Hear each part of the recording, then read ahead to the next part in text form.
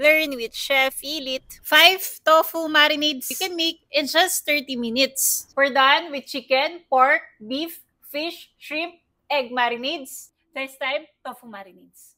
Healthy na, madali pa. First, Pinoy style. Soy sauce, vinegar, brown sugar, red onion, garlic, and black pepper. Ito yung sa tokwat baboy. Next, Vietnamese style. Lime juice or calamansi, fish sauce, cilantro, brown sugar, garlic, red chilies, and water. Next, Korean gochujang. Gochujang, mirin, brown sugar, ginger, garlic, and sesame oil. Ang sarap nito. Next, Japanese miso. Miso paste, water, mirin or sake, soy sauce, brown sugar, and onion leeks.